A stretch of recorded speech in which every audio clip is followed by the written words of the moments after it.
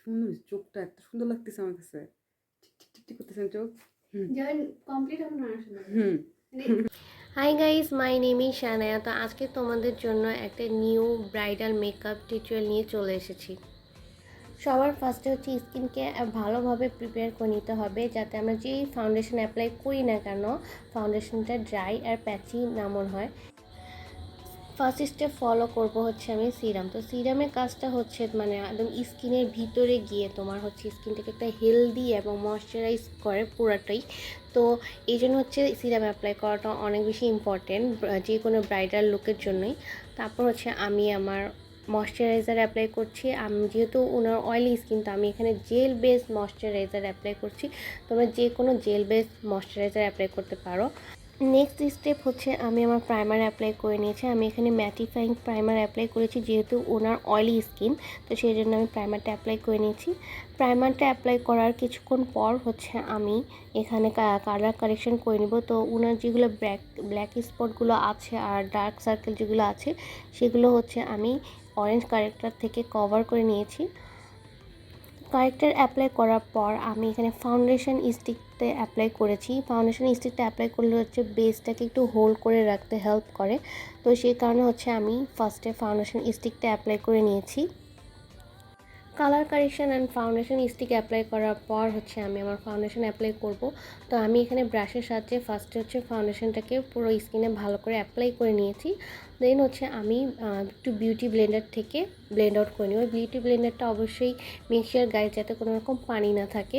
Beauty ব্লেন্ডারে পানি থাকলে ফাউন্ডেশন কখনো ভালোভাবে সেট হবে না। তো এই দিকটা একটু খেয়াল রাখবা। তো আমি ব্রাইডের নেকেও ভালো করে ফাউন্ডেশন আর যেগুলো হচ্ছে আমি ফেসে অ্যাপ্লাই করেছি সবগুলো কিন্তু আমি ব্রাইডের নেকেও অ্যাপ্লাই করে নিচ্ছি ভালো করে। তো আমি আরেকটা লেয়ার দিচ্ছি যাতে হচ্ছে সুন্দর করে ফাউন্ডেশনটা সেট হয়ে যায়। তো আমি খুব আস্তে আস্তে ট্যাপ ট্যাপ করে আর কি অ্যাপ্লাই করেছি, যাতে মানে কোনো জায়গায় ক্রিজ না হয়ে যায়। তো এখন আমি কনসিলার অ্যাপ্লাই করব। তো কনসিলারটা হচ্ছে আমি ব্রাইটের মানে ফাউন্ডেশনের শেড থেকে এক দুই টোন লাইট শেড অ্যাপ্লাই করব, যাতে মানে হাইলাইট পয়েন্টগুলো যাতে হাইলাইট হয় সুন্দর করে। তো হাইলাইট পয়েন্টগুলোতে হচ্ছে আমি নোজে, আমার কপালে, তারপর হচ্ছে যে চিক্সগুলোতে, এগুলোতে হচ্ছে আমি ভালো করে কনসিলার অ্যাপ্লাই করে নিয়েছি। ফেসটাকে একটু স্ট্রাকচার দেওয়ার জন্য আমি এখানে কন্ট্যুরিং করে নিয়েছি। এবং কন্ট্যুরিং করলে হচ্ছে মানে আমাদের যে ফেসের যে শেপটা থাকে সেটা বোঝা যায়।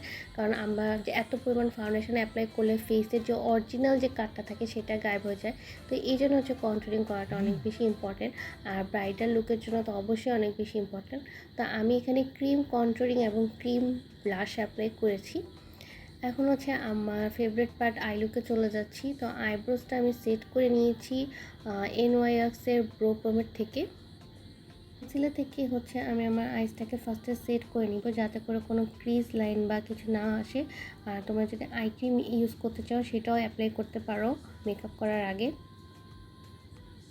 তারপর হচ্ছে আমি ট্রান্সলুশন পাউডার থেকে আমি হচ্ছে ফেসটাকে সেট করে নিচ্ছি। আগে আমি বেসটা কমপ্লিট করে নিচ্ছি, দেন হচ্ছে আমি আই লুকে যাব।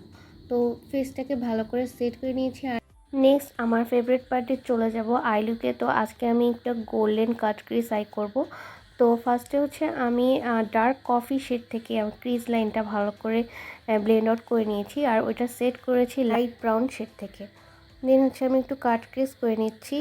তো আমি এখানে ওয়েট অ্যান্ড ওয়াইল্ডের আইভরি শেড কনসিলারটা অ্যাপ্লাই করেছি, আর ওটা ভালো করে সেট করে নেব। একটু পাউডার থেকে ভালো করে সেট করে নেব, যাতে কোনো ক্রিজ লাইন না আসে। তো এখানে আস্তে আস্তে করে হচ্ছে আমি ফার্স্টে গোল্ডেন শিমার দিয়েছি, তারপর তার উপর হচ্ছে আমি একটু গোল্ডেন কালারের পিগমেন্ট অ্যাপ্লাই করেছি, আর সাথে একটু গ্লিটার অ্যাপ্লাই করেছি।